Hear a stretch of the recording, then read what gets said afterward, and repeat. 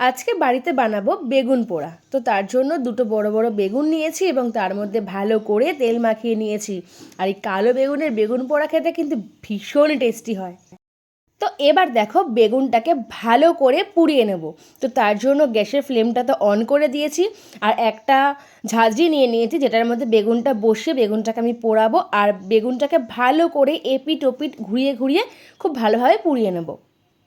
তো দেখো আমি কিন্তু এখানে বেগুনটা ঘুরিয়ে ঘুরিয়ে চার পাশটা খুব ভালোভাবে পুড়িয়ে নিচ্ছি, যাতে একটা দিকও বা একটা পাশও বাদ না যায়, আর বেগুনটা খুব ভালোভাবে ভেতরের দিকটা সেদ্ধ হয়ে যায়।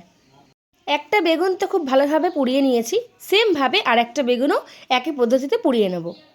যেমনভাবে বেগুনটা পুড়িয়ে নিয়েছি ঠিক সেরকমভাবে একই সেমভাবে টমেটোমের গায়ে তেল মাখিয়ে দুটো টমেটোমা কিন্তু আমি খুব ভালো করে চারপাশটা ঘুরিয়ে ঘুরিয়ে আগুনে পুড়িয়ে নিচ্ছি। কারণ টমেটো পোড়া ছাড়া কিন্তু এই বেগুন পোড়া একদমই খেতে ভালো লাগে না। যেহেতু টমেটোটা ঘরে ছিল না, বাবা নিয়ে আসতে গেছিলো, তো তোমাদেরকে ফার্স্ট টাইম টমেটোটা দেখাতে পারিনি।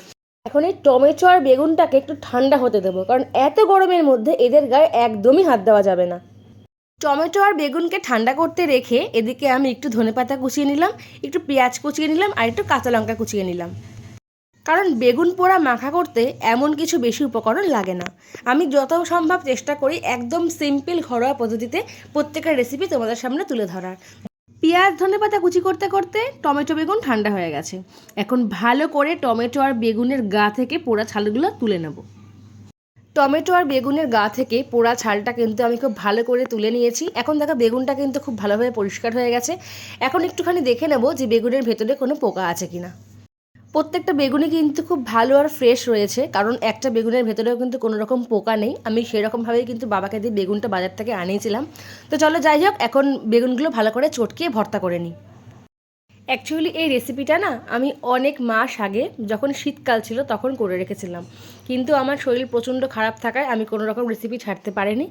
তো গ্যালারিতে যখন ছিল ডিলিট করে দেওয়ার থেকে আমার মনে হলো তোমাদের সাথে শেয়ার করাটাই অনেকটা বেটার হবে। তো সেই জন্য তোমাদের সাথে আজকে শেয়ার করলাম। দেরিতে হলেও কি হয়েছে, শেয়ার তো করলাম, এটাই সবথেকে বড় কথা। আর ভালোও লাগলো তোমাদের সাথে শেয়ার করে। যাই হোক চলো, তোমাদের সাথে কথা বলতে বলতে কিন্তু টমেটো আর বেগুন আমি এখানে খুব ভালো করে ভর্তা করে নিয়েছি। এখন এই বেগুন ভর্তার মধ্যে আমি এক এক করে উপকরণ অ্যাড করব। দেখো সবার প্রথমে দিয়ে দিচ্ছি নুন, যেটা ছাড়া আমাদের খাবার হচ্ছে একদমই অসম্পূর্ণ। এবার এর মধ্যে দিয়ে দেবো কেটে রাখা পেঁয়াজ কুচি, কাঁচা লঙ্কা কুচি আর ধনেপাতা কুচি, সমস্ত কিছু আমি একেবারে এর মধ্যে দিয়ে দিলাম। এখন এই সব কিছু বেগুন ভর্তার সাথে খুব ভালো করে মেখে মিশিয়ে নেব। এখন এর মধ্যে দিয়ে দেবো পরিমাণ মতো সর্ষের তেল।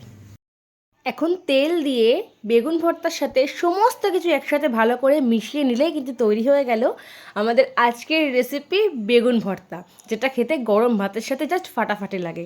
শুধু গরম ভাত বলবো কেন, গরম রুটির সাথেও কিন্তু জাস্ট অসাধারণ লাগে। তো চলো, যদি ভালো লাগে রেসিপিটা অবশ্যই লাইক শেয়ার কমেন্ট করবে, আর বন্ধুদের সাথে কিন্তু শেয়ার করতে একদমই ভুলবে না। চলো টাটা, দেখা হবে নেক্সট কোনো ভিডিওর সাথে।